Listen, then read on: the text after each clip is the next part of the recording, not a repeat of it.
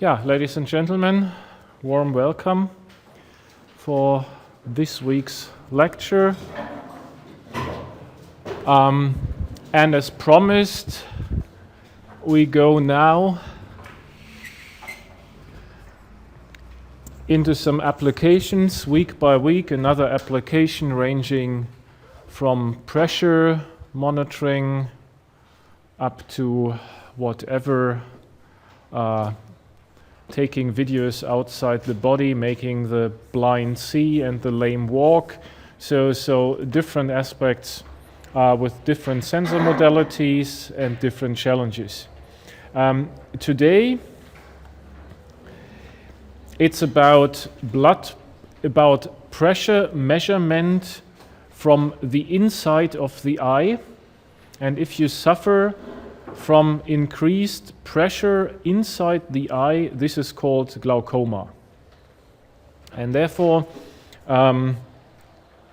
the task today is to understand how does the eye look like, what does that mean, having increased pressure inside the eye, why does it matter? So if it would not matter, we would not take care, but it matters much. And then briefly go into the sensor system, some ideas about calibration, about measurement, and some timelines of others who tried that out. So, and at the very end, those of you who are already hungry or think they are not that good in looking on medical pictures can close their eyes or run away. For all the others, I have to admit the resolution is still lousy, but I have a short video clip with me that shows you how people implant something in person's eyes. Try to bring sometimes those figures with me. Not always. It's not mandatory for you, since most of you are heading towards an engineering degree, so you don't. One of the prerequisites of you is not to be able to see blood to get a job and make career. But I think if one is excited about biomedical engineering, it's good to see where things go, just for interest reasons.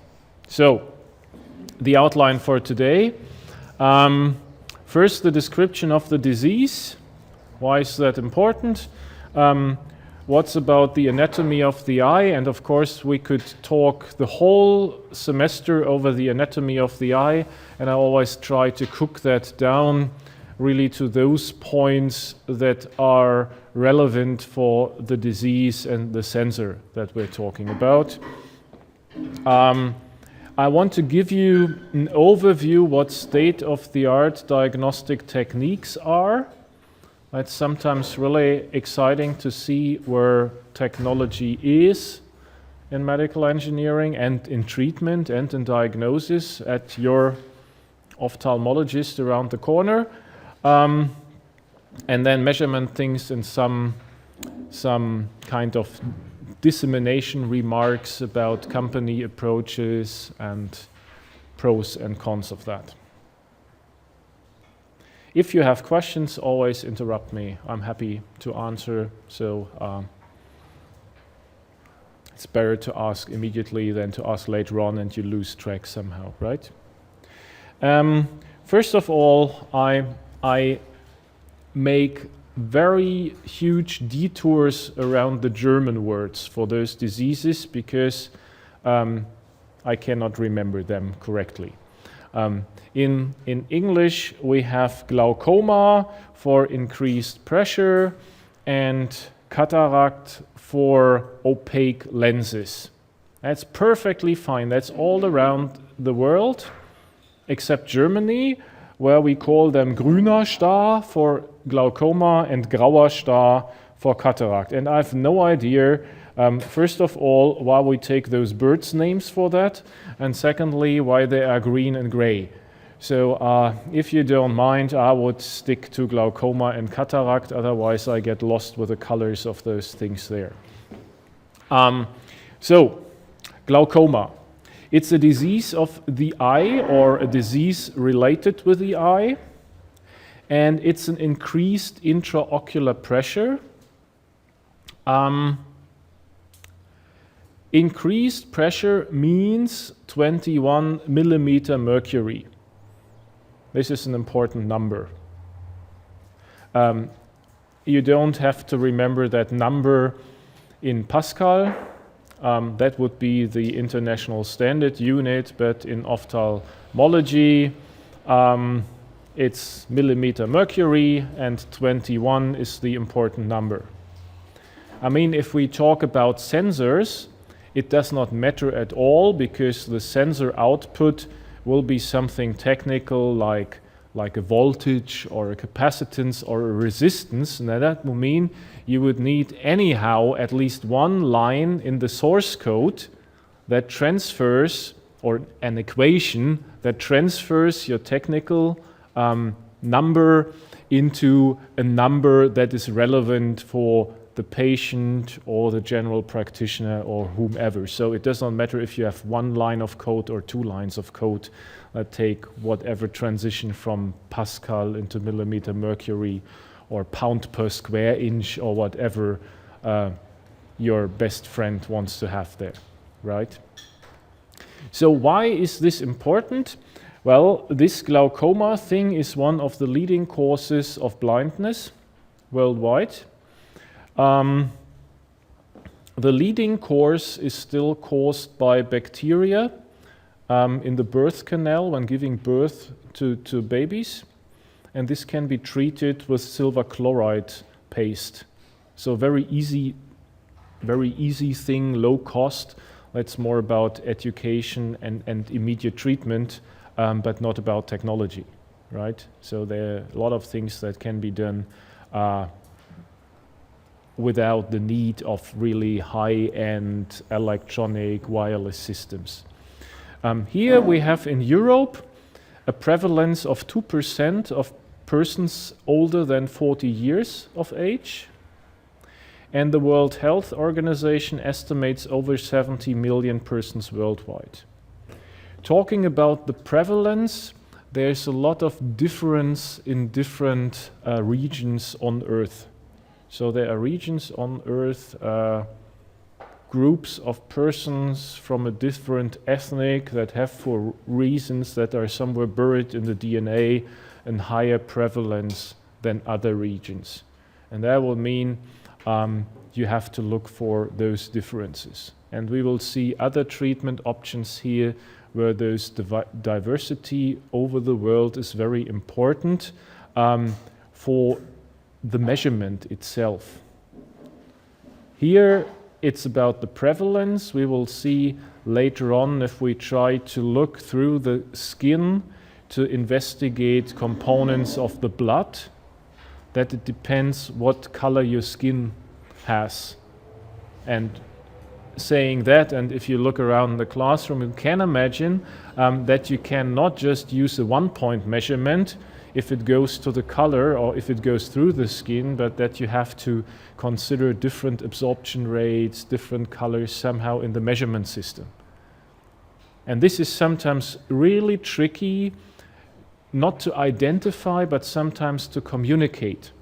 When I was a young postdoc, we had that and it went completely wrong. It was an investigation of, does a certain lotion on the skin has a certain effect. I cannot remember on the details, but then we sat together and had a kind of inclusion criteria, and since the sample size of persons should be really small, we decided we take only persons from that part of Germany that come from that part of Germany. And somebody got completely upset. You're racist, we should include those and those and those regions of the world. And said, yeah, that's fine, but you know, the skin of different persons, if you would compare, let's say, Central Africa, China, and Finland. Yeah, so probably the composition of the skin by pigments, the texture, the amount of collagen, whatever, is so different that you need much more persons to get a statistic outcome there. And this is something we should keep in mind, that beauty of being so different can really trick us when it comes to measurements and statistics, that we should somehow get an idea how to include the right number in experiments to get something out that is comparable. So, saying that, we have at least 70 million persons worldwide. That sounds like a good market, yeah, beyond the necessity of treatment. The impairment is with that overpressure. Can imagine if you have the eye, and if you look in your neighbor's eyes, they look, the whole eye is like a ball, more or less, and if you increase the pressure has to go somewhere, and it presses on the surroundings. And if you have blood vessels in the periphery of the eye and somebody presses on those blood vessels, you can occlude them, or you can at least reduce the blood flow there. If you have reduced blood flow, not the oxygen flow is reduced, and the transport of metabolites, the transport of CO2, and this can cause some imbalances in the metabolism and damage of nerves if the nerves around there of the retina do not see enough oxygen, and this can cause blindness at the very end. So, having said that, we should have a more detailed view into the eye. So this is where the light comes in. We have the cornea, we have the iris, we have the lens, and then we have the vitreous body. Those of you who can remember those courses in high school, some of you might have that, preparing a cow's eye or something like that in biology. This is a bit awkward, so it feels like playing around with harder jelly. So this is not really like water, but it's jelly-like, the whole vitreous body here that fills the eye. And the part we have to look at when it comes to increased pressure in the eye is more that front part here.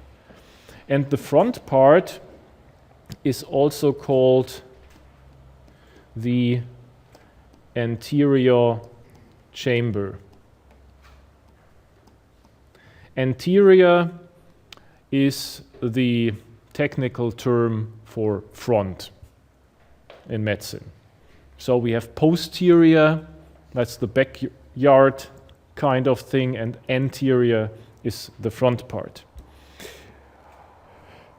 What important things do we have in the eye? This yellowish part that covers the inside of the eye is our retina.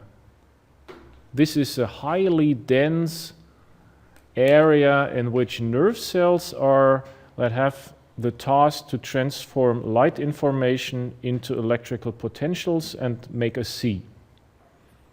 We have about 2 to the power of 8, 2 times 10 to the power of 8 sensor cells in that retina. So that means a lot. And the retina is not just one layer, so we have several layers, a lot of signal processing there, and it ends up about 2 million fibers in the optic nerve that is here, that cable type structure at the bottom of that slide, and these fibers then go towards higher areas in the brain. This is something I'll probably focus a little bit in detail on when we talk about vision prosthesis and the idea how to bring things into the eye that survive the wet environment and do not harm the delicate tissue there. If you talk to ophthalmologists, they tell you, well, this retina is like if you take a tissue, and put it apart, that you just have one layer of tissue, and then you make it wet. Then you have the idea how delicate the retina is. And you can imagine if you have something like that and you put a lot of pressure on that, that might harm something. So, if we magnify that anterior chamber, we have the lens, that is our focus part of the eye. And since, well, at least I'm no longer that able to adapt to the near distance and the further distance, but if you're younger, your lens is still good and can change its shape. And if a lens, is it here? Nope. So if the lens, just short repetition of basic ray optics, right? If you have a lens like that, that's relatively shallow, and you have light coming in, you have your focus point. If you have a lens that has a higher curvature, if I don't get it wrong, you have a focus point that is in a different distance, right? And the thicker the lens is, the shorter the focal length is. That would mean, if you have something like this, you need a mechanism that drives the change of that focal length. And the physiological idea behind that is that you have a flexible lens, so it's kind of gel, so a jelly-ish lens in a kind of pocket. And if you pull from the sides of the pocket, the lens gets flatter. If you release that strength, the lens gets thicker. This is done by those zonular fibers here at the edge of the lens. So if you pull, and how can you pull? Well, you cannot push. That's first of all, you cannot push. You can just pull and release, like on a rubber band. And this is a kind of counterintuitive. If you have a muscle and the muscle contracts, the muscle gets shorter. If you have a ring muscle and the ring muscle gets shorter, by contraction, the lens gets thicker because the lens is in the middle. If the muscle relaxes, gets longer, and by that it pulls on the lens and makes it flatter. That's something you can look up here in that picture with these zonular fibers that are spanned to that muscle, the cilia muscle, and if the muscle relaxes, the diameter gets larger and it pulls on the lens, gets flatter, longer focal length.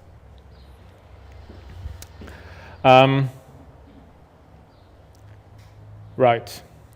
What is important for us now in that increased blood pressure is that angle there of the eye. Why? Well, this is important because there is a kind of sewage system and a kind of production system here in the edges of that area.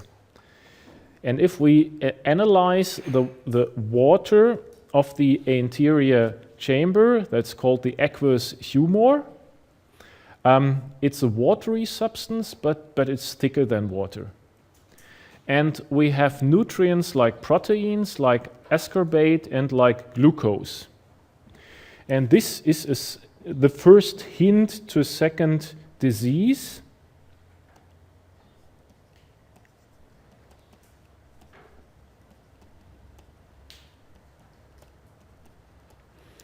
If you suffer from diabetes, you might have an increased blood glucose level.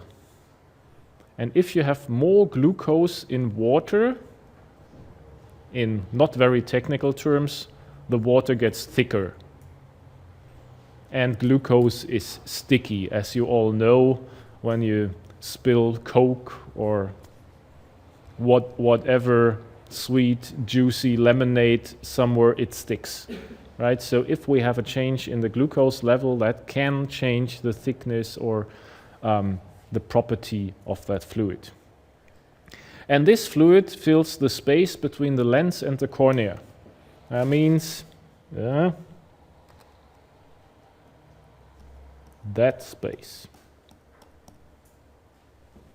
It provides nutrients, since the lens is not dead, but it's a kind of living structure, and to the corneal endothelium. And I was always got angry eyes when I talked about waste. That is the metabolic products, right?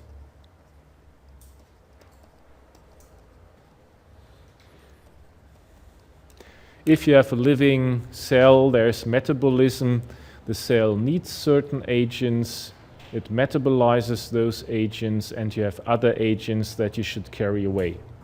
Oxygen, carbon dioxide, for example. Yeah, you need oxygen, you have to carry away carbon dioxide. There's a certain pressure needed, otherwise you don't have a convex structure of the cornea. If you have a different pressure in the eye, that changes the curvature. Like if you have a balloon. Yeah, if you pump up a balloon, it changes the curvature. That's a nice side product. So, making a thought experiment saying, okay, my cells around need nutrients. So it's not enough to get born and fill that space with nutrients and trust that you die earlier before all the nutrients have gone away, right? So it would be good to have a system that delivers new nutrients and carries away all the metabolic side products over the days and the weeks and the years.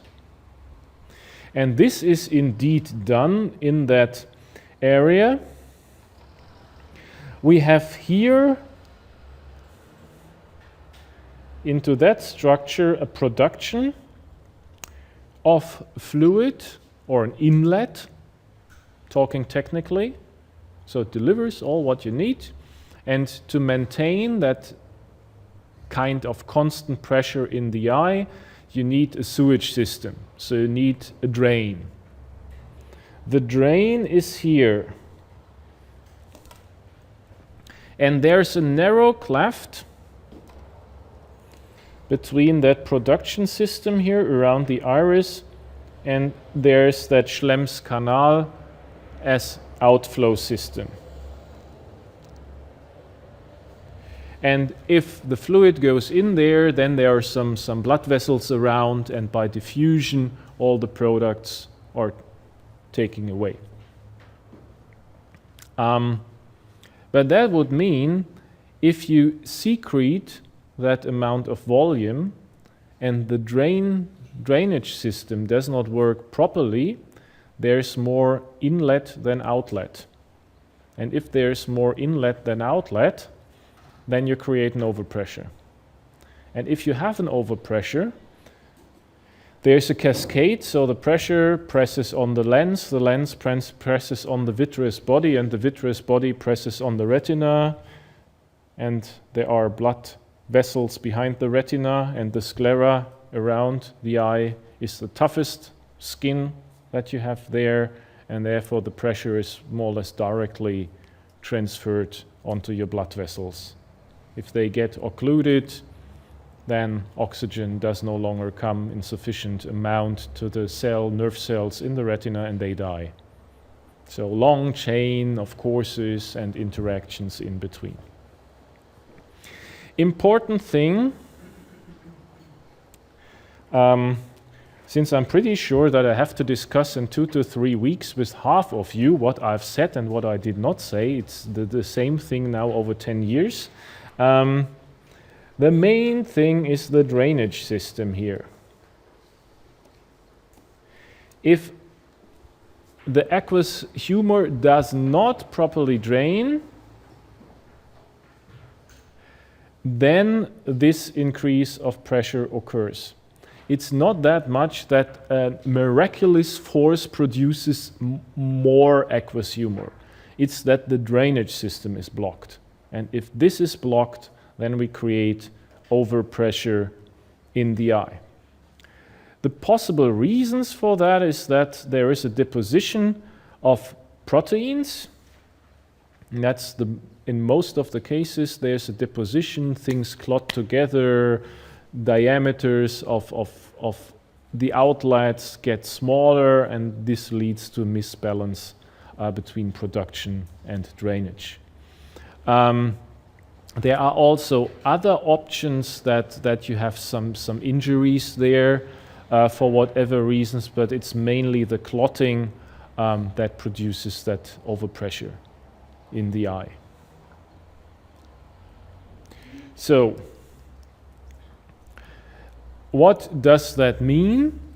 Means, well, if we look on that, normal pressure about 20-ish millimeter mercury, little bit less, a little bit more, and pathological up to 80. That will mean four times the pressure that is kind of healthy. That causes a so-called circulatory disorder, so the circulation in the blood vessels is insufficient, and that leads to the degeneration of nerve fibers. And unfortunately, our brain is so clever that losses in the visual fields are compensated by the brain. So if we look here, it's hard to see. I'm happy that we have sunshine, but it's hard to see here. From the left to the right, there's a girl, and there are losses here. So nerve cells die here, and there, and even more. And in the first weeks, months, years, the brain compensates that dropout. It's the same with macular degeneration. So if the retina detaches from the underground, it's the same, that you can perfectly compensate that. One thing in which you can at least discover macular degeneration is if you go to the toilet and look on the tiles with the rectangles and you see displacements there. Then you should immediately go to the hospital and make a lot of fuss that you get in line there. This is really important. And there's some, you might know some children's games where you have that certain patterns on a piece of paper, and then you have to close one eye or take your finger and focus on one thing and look to the other, and then pictures disappear. These are good hints, if it does not work as anticipated, that there is a loss of visual field. That can come by that overpressure, for example. Therefore, it will be good to investigate that, even pay your personal money if the health insurance does not pay for that, if you are at your ophthalmologist. And the question is how to do that. I know very well, because I've read first all those things, and then I went to the ophthalmologist and he looked on my data sheet. You're now above 40, we should do that. You're kidding. And then he said, I'm so good, you don't need anesthesia for that. You might know that if you put your finger and stick it in your eye, not in the neighbor's eye, in your eye, it hurts like hell, right?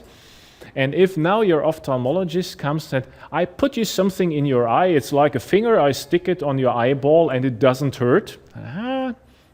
Somebody is lying here in the room, it's not me, right? You can put some anesthetics on that, but this changes in some, in most cases, the diameter of the iris, and that means you're completely out of focus. You can no longer drive bicycle, even hard to walk, you cannot drive your car, and in most cases your ophthalmologist is not around your apartment, but somewhere at the other end of the town. And so I took that adventure, and this guy was not lying. He was able to put that stencil into my eye without much pain. Of course, it was like crazy. You know all the theory behind that. It must hurt now. So you get.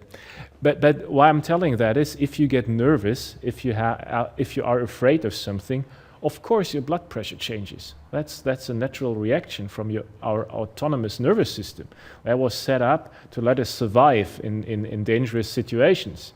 And that will mean if I have to do that, what I measure is not what I have, but it's just a flashlight of that situation when I'm completely stressed. Therefore, it's probably not a good idea to have a measurement like that as indication if you have increased blood pressure or not. Why do I know that my increased pressure in the eye is the dangerous one when I'm sitting there in that chair and not when I'm lying on the couch at home or when I'm sleeping at night, right? So we have so many changes of body functions over the daytime, and it's the same with that pressure. But this is the state of the art, the so-called Goldmann tonometer. You have to put your forehead against the frame and your chin on a cushion, and then you have to open your eyes, and either you get some local anesthetics in or not, and then a stencil comes that is transparent and there is light in, and the stencil is pressed against the cornea. And by pressing it and measuring the pressure, you push as hard as the cornea flattens to a certain amount that it comes into that there's a ring-like structure inside, and you push until the cornea covers the whole ring. And then you measure the force, and by some lines of code, this force is then calculated into an intraocular pressure. That's the state of the art. It's very accurate, so plus minus 1 millimeter mercury, that's fine, but it's just measurement at the point. And having the need of having more than one patient per day, if you have more patients, you really have to take care that you sterilize the stencils or that you use the stencils only once. Otherwise, you might have a person with a certain disease, an infection of the eye, and you spread this infection from one person to the other just by repeating the measurements. Therefore, it's probably very accurate, but not the best possible or best imaginable method. But we learn the basic principle. It can be measured by applanation of the curvature, right? Having a pressure and looking what goes on. That's one thing. Still state of the art. The second one is pneumotonometry, and that would mean you take a puff of air instead of a stencil. Yeah? So you blow on the eye with a certain machine, with a certain force, which you know from the machinery, and you excite the eye. Well, the good thing is there's no direct contact. I mean, it's also not that pleasant, you know, if you get air into the eye. And if you know that, probably especially children and older people, they are not so compliant. So close the eyes, and then you have to repeat it or to open the eye, whatever. So it works, but also some side effects. Good thing is no anesthesia, no risk of infection. It's an air puff. But the idea behind that is not that you measure the applanation, so you don't have a continuous airstream that you really press the eye back into the bone, but it's really a puff as an excitation, like you might know from some whatever engineering exercises, if you have a step function. So in this case, no air, and you excite something, or like having an instrument, yeah? You bring this instrument, or in this case our eye, into resonance. It vibrates, you measure the vibration, and there you get as harmonics, basic harmonics, a number that can be calculated back to the pressure, right? If you would have a balloon, depending on the pressure, if you click or tick the balloon, it has a different sound. That works well if you really have a simple system. But the eye has several harmonics, and that would mean you have a wild mixture of harmonics from which you have to derive the basic pressure inside. And this causes a lot of inaccuracies because the model of the eye varies between different persons a lot. So, cool stuff, not that good. And then there are a lot of other things that are easy and cheap. Yes? So just 2 slides ago, the trabecular measure, once they drain Say it again. The humors, the aqueous humor, once they're drained from the anterior chamber, do they go on to supply the optical nerve? No, the optical nerve is supplied by blood vessels around the optical nerve. Then why would like glaucoma? It's not on the optical nerve, but on the other fibers in the retina. So, good question. Because there's insufficient supply for Yeah. So we have, let's say we have. No, I go. That's better. I have more space here. So if we have the optic nerve as such, we have in that purple pinkish surrounding blood vessels here. That's fine. But we have here in that area the layer that goes to the vitreous body are the nerve fibers that go here, and then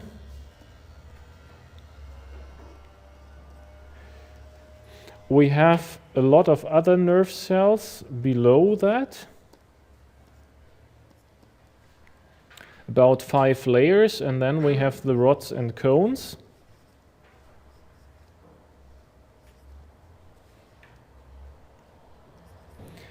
And below that, we have small blood vessels. So these blood vessels are responsible to nurture that part. And if we now have a very thick and tough layer below, and we have pressure from that side, then it compresses those blood vessels here, down there, that do no longer supply rods and cones and the other layers with oxygen.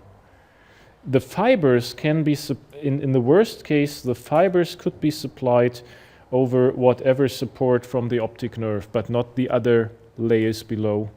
And that's the hazardous part, that we have so many cells lying underneath in a very complex layer that need to be nurtured from the backside, let's say, of the retina.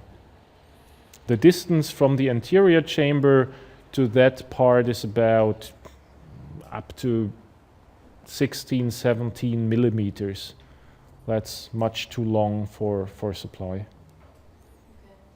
And for patients with high blood pressure, are they more prone to get glaucoma? I don't think so. It's just about the composition. So diabetes patients, yes. High blood pressure, no. Yeah. You said the normal colorimetry is less accurate. Do you have any numbers for that? So this is 1 milli. So Goldman is 1 millimeter mercury versus 20 basic. Yeah, that's 1/20th is 5%, something like this. If I remember well, this is in the range of. Don't grill me for that, but it's, I would say, 5 millimeter mercury, if I remember well. So it's still all rightish to get a rough number, but it's also nothing you can do on a continuous base. And there are a lot of indications that most patients seem to suffer from attacks during sleep. So, and that will mean like blood pressure measurement. If you have to awake a person before measuring, then it's no longer the condition under sleep, right? And therefore, that was one of the things. The last method that I like to introduce is with a gonioscope or a gonio lens. And that is, again, the idea that the curvature of the lens gives us a hint about the pressure inside the eye. If I would now measure the curvature of the lens, I can look it up in a table and get a rough idea about the pressure. So you need a kind of lens, so it's about 2 centimeters in diameter, rubber-like material with lenses in there, which you have to make wet and then put it on the eye of the patient. And then you look through and try to find out in which angle this light comes out, and by looking very seriously in there, you measure kind of that angle here between the incoming ray and that edge. That can work out well. I'm always impressed how good medical doctors are, but it's a really long learning curve until you come there. And if you're not yet there, you estimate something different. So there's also that human factor in there that can cause some variation. So it's highly inaccurate. And again, you have direct contact to the cornea, and it's nothing that you carry around with yourself and will say, hey doctor, I have my own gonioscope with you, take mine. So it's with the doctor and has to be disinfected or sterilized and handling issues. And it's really, it depends on the country where you are, on the mindset. A lot of things happen that are kind of unbelievable, but they're general practice for whatever reason. So it's probably also not an ideal method. That's diagnosis. The other question is, how can you treat that? Yeah, it's always that balance between, and this is more an ethical question or a societal question. Should I diagnose something that I cannot treat? Yeah. If I know I will die from a certain type of cancer in 30 years, but there's no cure, should I know it now or not? I think that's a very personal decision. If you want to know it or not, I can say for myself, I don't want to know too much what happens in the future. Yeah, probably I live happier if I don't know it and die 5 years earlier, instead of knowing everything and getting so scared about that you.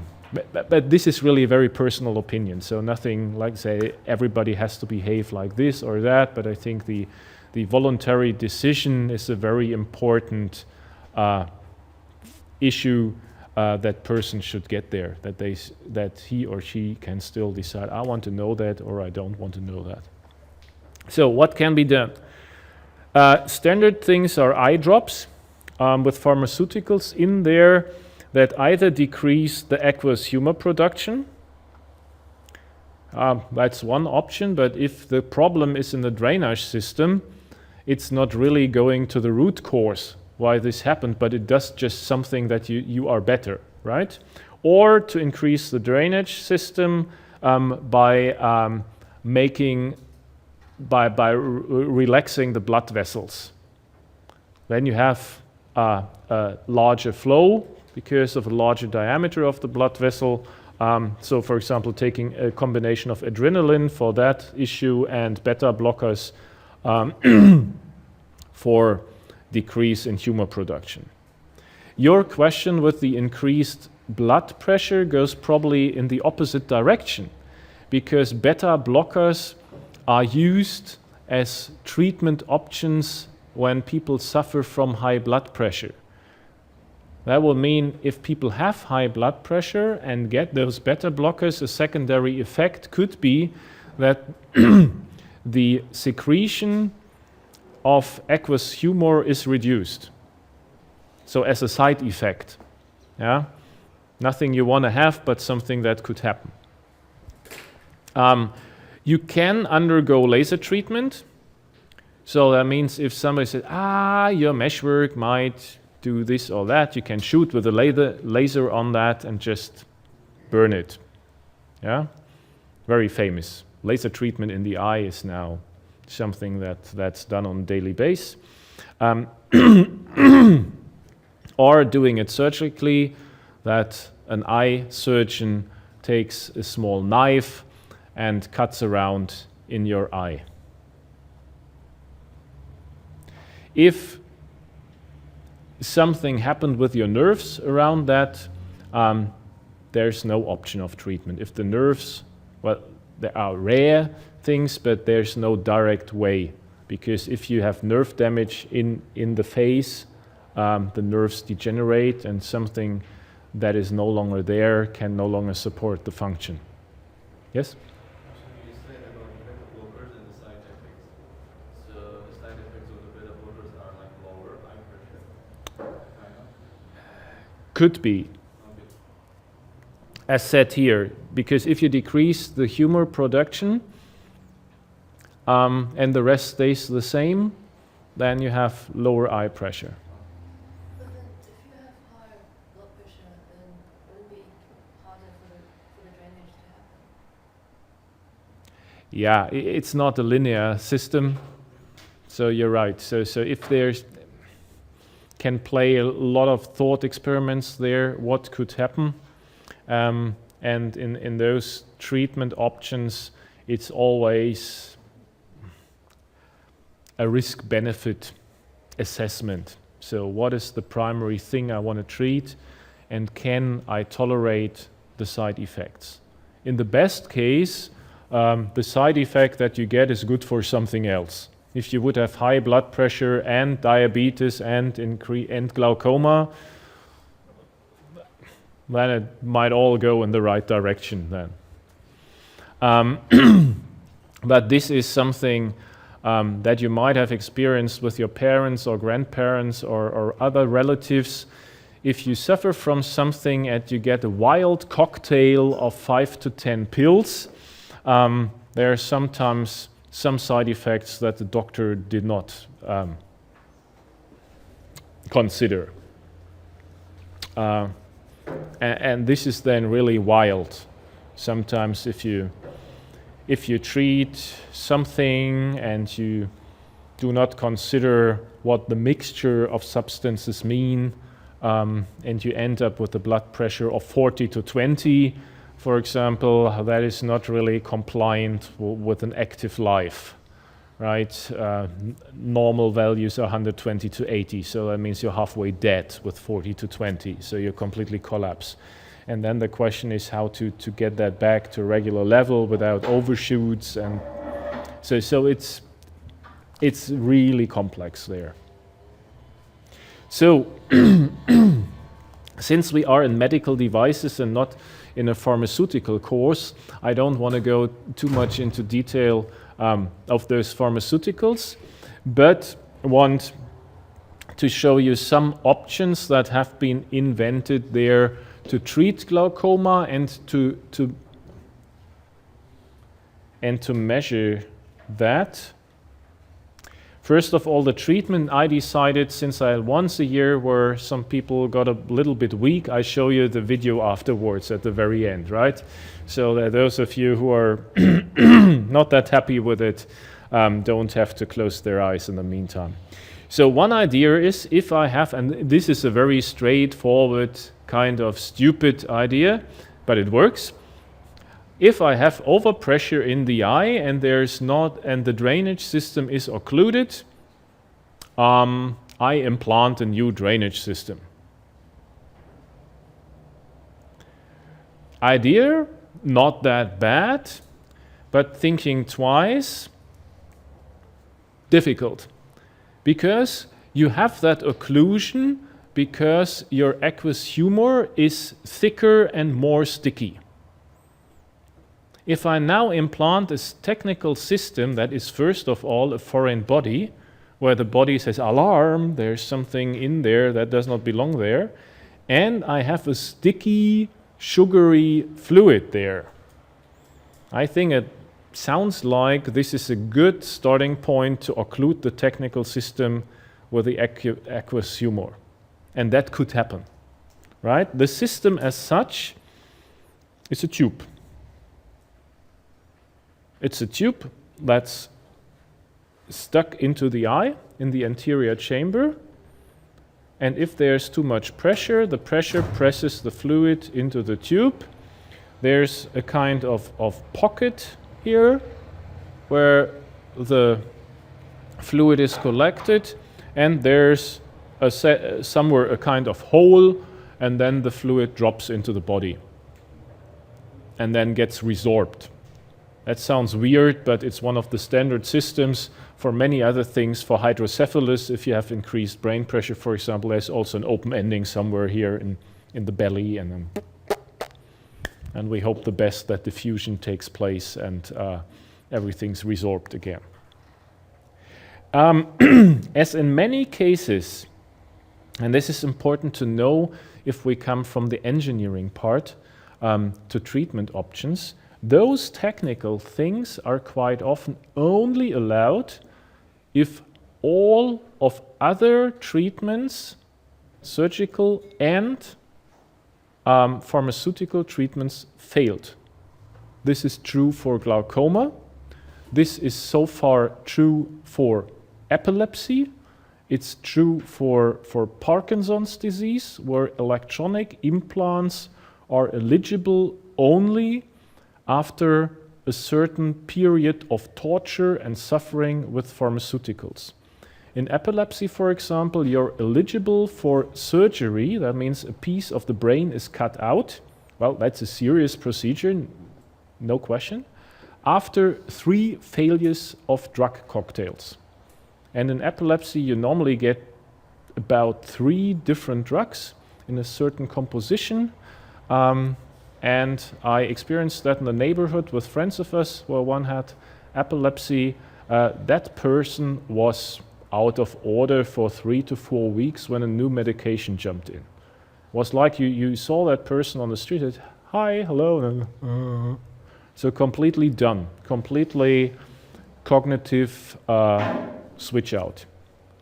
And this is a bit sad. So there is, I think, from history, since medical devices with current and voltage came later than pharmaceuticals, people have eaten mushrooms for millennia. It's kind of misbalance. And the risk-benefit ratio probably has to be re-evaluated for medical devices in some cases. Just to let you know there. So video comes at the very end to see how this works. But I like to jump back to the measurement part. And the question is, what can we do? So we have, as kind of analysis, a high risk of infection with those methods where you put a device for single-shot measurement on the eye. We have single-shot measurements. That means no continuous recording or monitoring of pressure, even though the pressure varies within minutes or hours, and the measurement is inconvenient. That is always a question of acceptance, right? If you sell something and it hurts, it's inconvenient, people don't buy it.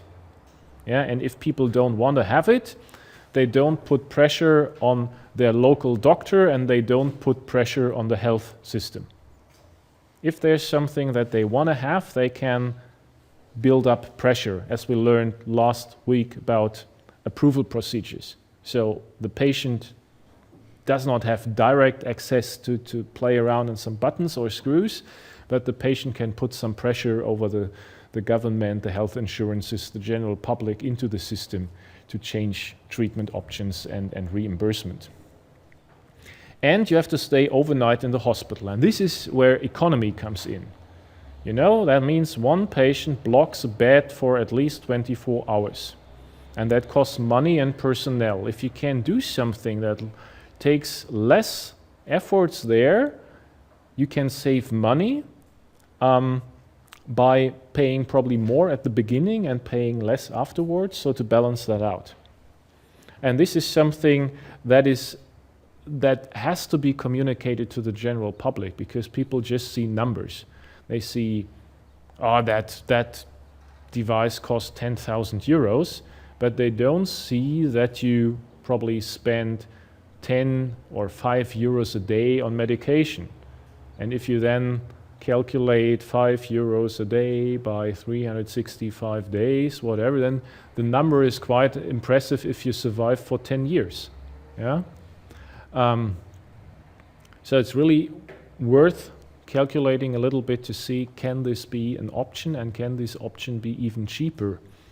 But that would mean if we like to measure the pressure inside the eye, we need an interface to the eye. Would be clever to have a wireless data transmission.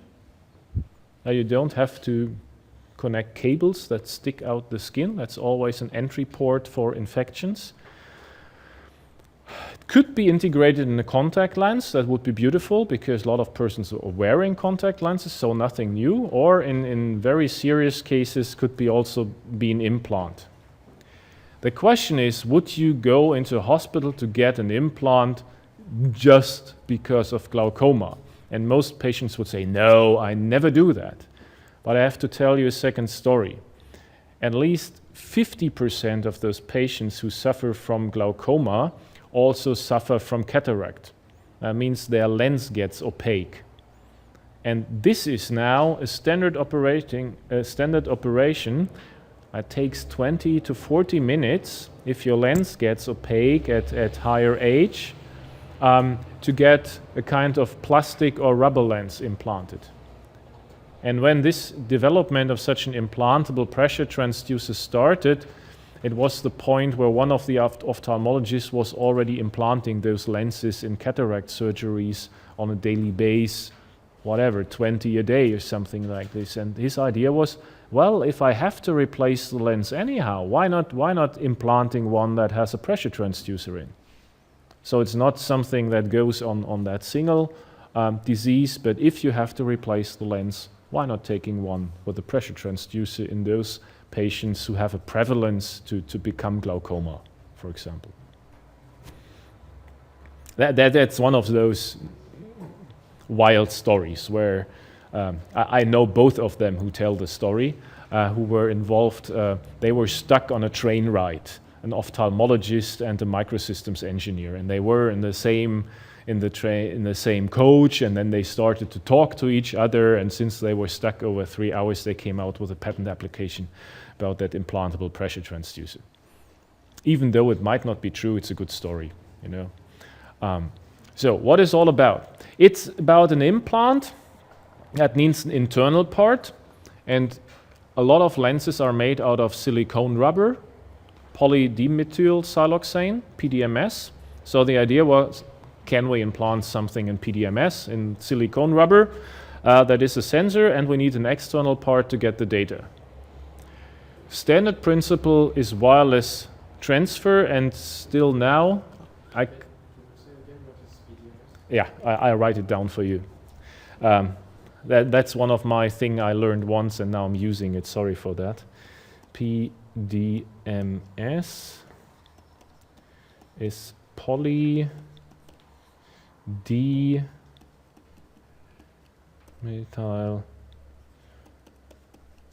siloxane.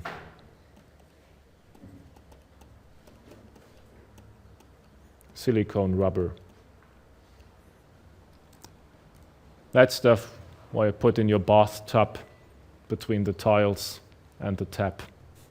Yeah? Can either buy it at the work hardware store, package for €2.95, or you take medical grade silicone rubber, which has much higher purity and less nasty stuffs in there, and then you pay more, €2,000 for the same amount. That was a huge scandal because a French company thought they could exchange that medical grade silicone rubber for breast implants with hardware store silicone rubber. And they implanted more than 2,000. They sold more than 2,000, and all of them failed. And now that was not the best day for medical device industry in Europe, as you can imagine. And since then, we have a new legislation. That's the medical device regulation that I told you last week. That's the new one. That the switch that was turned was that scandal with PIP in France, but I think it was not due to the legislation. There was a lot of criminal energy in that company around that made it possible to trick the system that much, because there are rumors around that they changed when the notified body to audit the company came in the ground floor, they exchanged the cartridges in the first floor back to medical grade silicone rubber. So it's really a lot of criminal energy behind, and I doubt a bit that you can fight that amount of criminal energy with a new regulation, right? So it's more about persons behind that. But in general, that material, if it's manufactured properly, that means just pure silicone rubber without fillers or without crappy, nasty stuff. It's a beautiful material.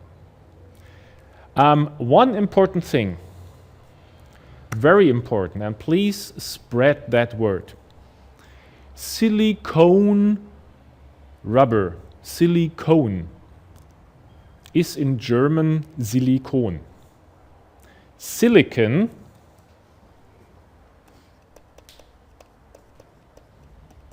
it's the element, Si.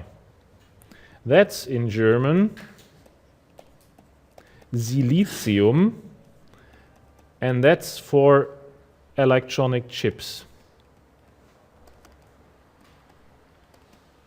So, if you find a press release that states in German that there are silicon chips as the new generation of computers, you did not have overslept the revolution in polymer chemistry, but there was a person around who was not able to translate silicon properly. And it's important to tell that. I have seen that at least once a year over the years.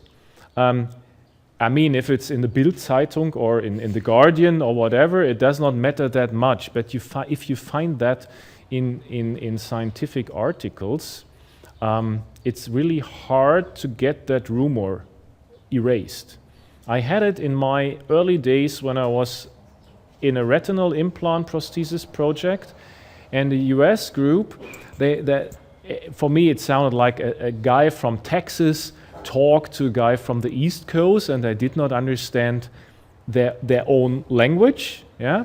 And then a paper in Science came out, or something comparable to that, really high-level journal. And since he had some hot potatoes in the mouth while speaking or whatever, it was written down that they use some silicon nitrate, which you normally put out on the fields to make the roots grow. Yeah, that's silicon nitrate. Silicon nitrite with an I instead of an A is a semiconductor insulation material. But that spread really over the world, and I had strong discussions with my medical doctors who said, in this article you find that you have to use that material to make it stable. No. And of course I was just in my last year of the PhD, and the other guy was the head of an ophthalmology department at the university hospital. It was a little bit hard for me to convince him, right? But it's so important to check that, to double check if you translate something, or if you have things at the interfaces between disciplines, that you check the spelling and the meaning of that thing twice. So here it's really, so we have silicone as lens, and in that we have silicon, an electronic circuitry to do the measurements. And then we have some extracorporeal things that read out the whole system there. So how does it look like? That's the easiest part. That's PowerPoint science. So you sketch something out, and then it takes you some days and years before you get that. The idea is to have the eye and put a sensor inside a lens, into an artificial lens inside the eye, and read that out wirelessly over a pair of glasses. The idea is to measure the pressure with a pressure sensor. pressure sensor is a capacitor. A capacitor means you have two plates, and if most of you might remember, the capacitance depends on the material between the plates. That's the material constant here that we call epsilon. Then it depends on the area of that capacitor.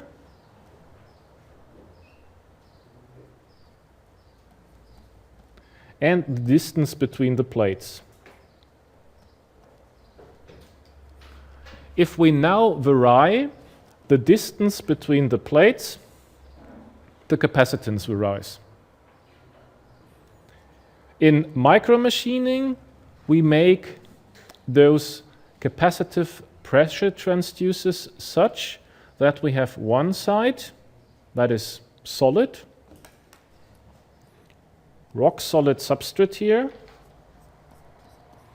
where we put one plate of a capacitor, and then we hang kind around the second membrane at a certain distance above. So this is our D. And this membrane is so thin, 1 micrometer or 1.5, 2, if we apply a pressure, then this membrane deflects, distance gets smaller between the plates, capacitance changes. If I have the right readout circuitry, I can detect that. This is shown here on the right-hand side in a sketch that shows the expert house that done in micromachining. It's nice, but it does not give any information how it really works. So that deflection of the membrane, that's the important part. Here's an old style sketch where the whole thing has been carved out of a very thick silicon wafer. The final product was done differently, that you generate that membrane like a dome in a church or somewhere else over the substrate. But what you get is that capacitance that changes. And if you now know the pressure outside the eye and you get that information about the pressure inside the eye, you can subtract one from the other, and then you get the real pressure inside the eye, because what you measure inside the eye is the eye pressure plus the atmospheric pressure. So you have to have a second sensor somewhere else to calculate that. This is how it looks like. So, of course, important part, if you put a lens into the eye, the primary intended use is to restore vision. That means you need an optical part in the middle that is large enough. Sounds obvious. It's the hard part for the engineers because they have to place all they need around that visual part. And as I showed you in the pictures, the eye is curved. That means the thickness you can design or you can use for a sensor gets less and less at the edges because of that curvature. Therefore, there's not much space.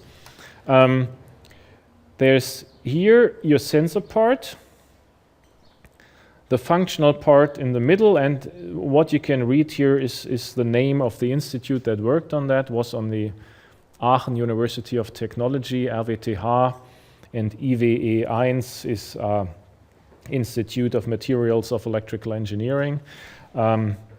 My colleagues did it there, and you have the sensor circuitry and the readout coil. This picture comes from 2001. I've seen first pictures in 97-ish. And the CE mark for that product came in 2016, I guess. So it was really a long way in between to make it really work. Principle is easy, but all the little details that it really works, that can be done, takes some time. The idea is that you have that pressure transducer as a capacitor.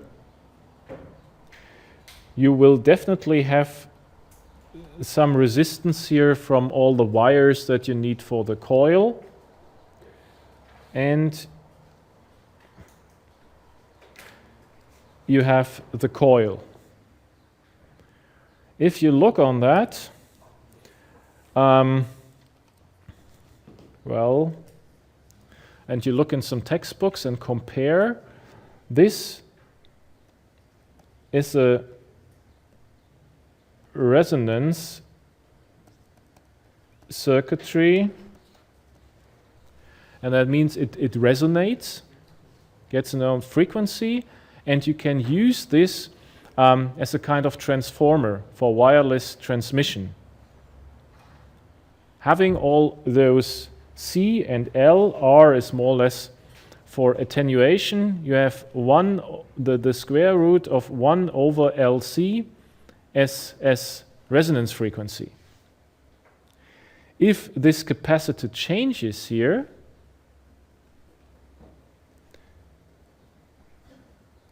the resonance frequency changes. And that would mean by measuring outside, doing some tricks, show you later on how the tricks look like, by changing eye pressure, the resonance frequency changes completely passively. So you don't need an active computer chip, an active whatever on the implant.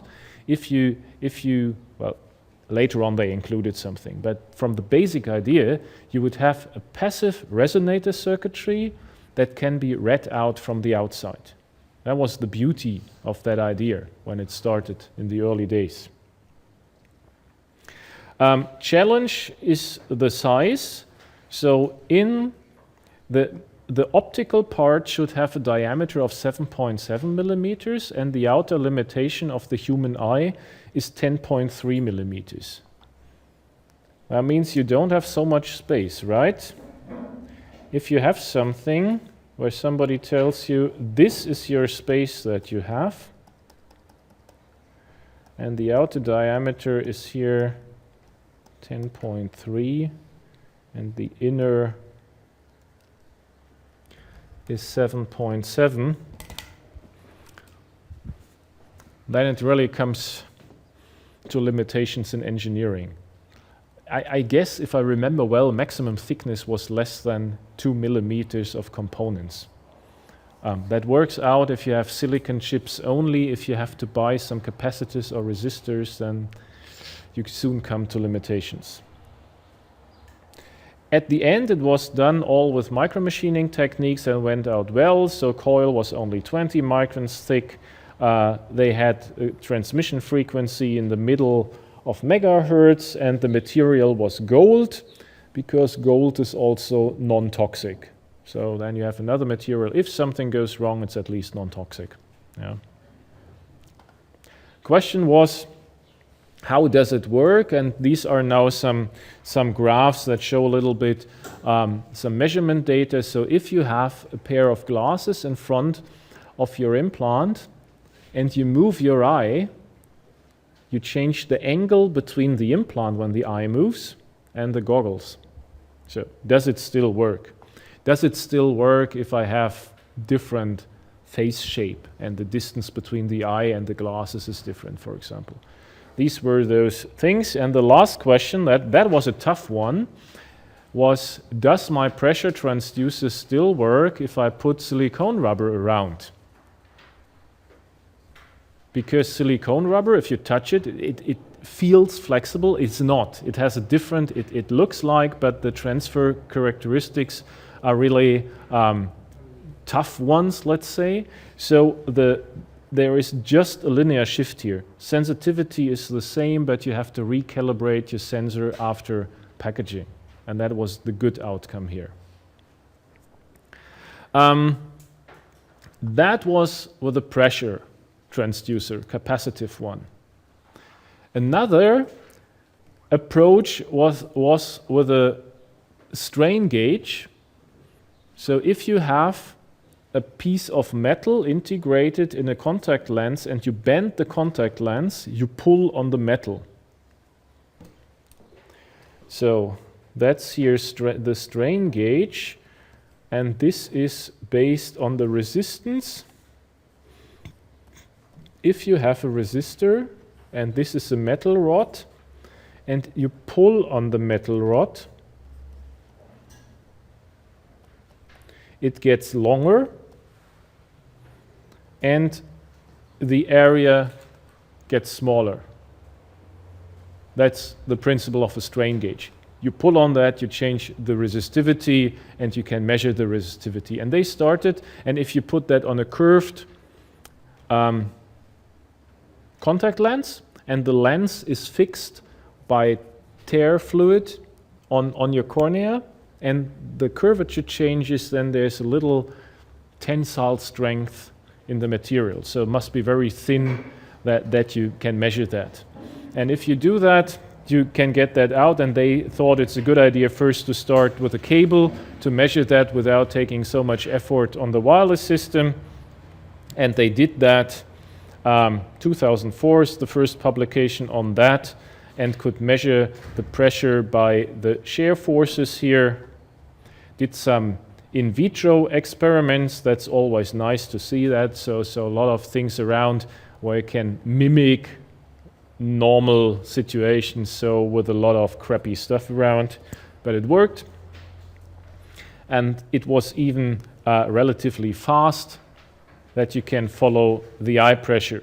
And the sensitivity was good, so about 9 microvolts per millimeter mercury, but that would mean it's not that much of voltage that you can measure, right? So you need really a high sensitive measurement circuitry with a high sensitivity. It worked well, both systems. They should become disposable, that there is no need of re-sterilization, like in more expensive things. And it's easier to manufacture that. If you say, oh, throw it away after 24 hours, you don't have to prove that the system works for 10 years or something like that. That's the easier part with the contact lens. That's of course not valid with the implant. Was funny, the first, I don't know when this was posted, but I think it was the first year when I was here, so 2005.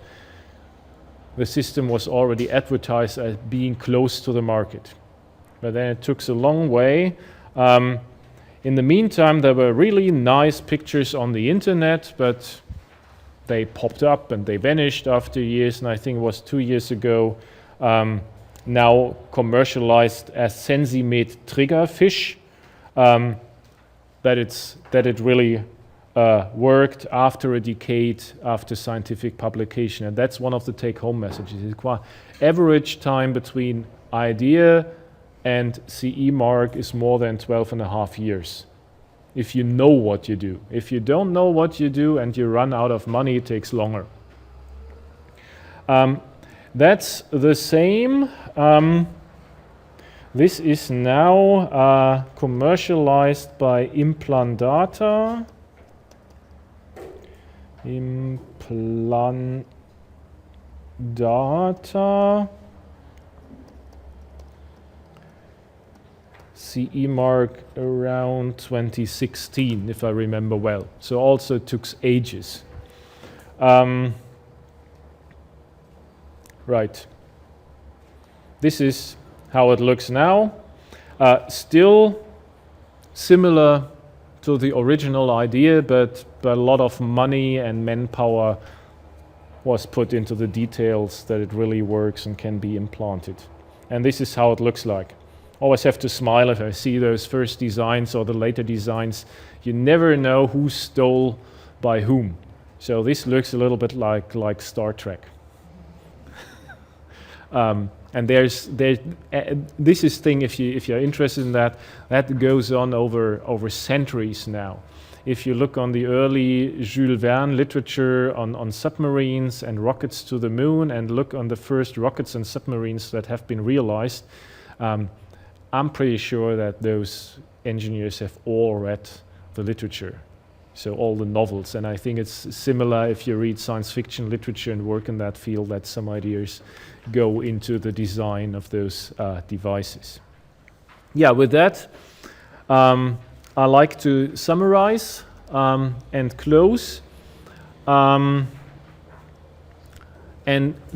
this lecture today is now very typical for a lot of upcoming ones, that I stay a little bit longer on the medical environment to give you an impression what the challenges or the questions are, and then how to transfer them into an engineering system.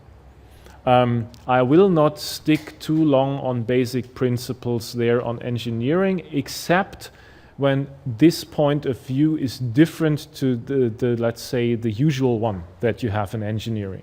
So if it comes to degradation, if the body eats up something, then I'll stick quite lengthy to that to explain that. But if it's a general principle, you're a little bit in charge. If you know how the principle works, you're fine. Then you probably have to look up more the biological parts. If you're fine with the biology, it could happen that you probably have to look up some sensor parts. So either you look who's not from my course, but from the other side, and exchange by yourself. I think that's good to talk to each other. If this is not enough, just take a textbook or look it up on the internet a little bit if you need that for basic understanding then, please. So today we had glaucoma as increased eye pressure disease. Presented to you some methods that you should know. Presented to you that magic number of 21 millimeter mercury as limit. I told you how it occurs, what the reason is, and how it can be treated, and then we browsed through the applications. With that, I'm officially at the end.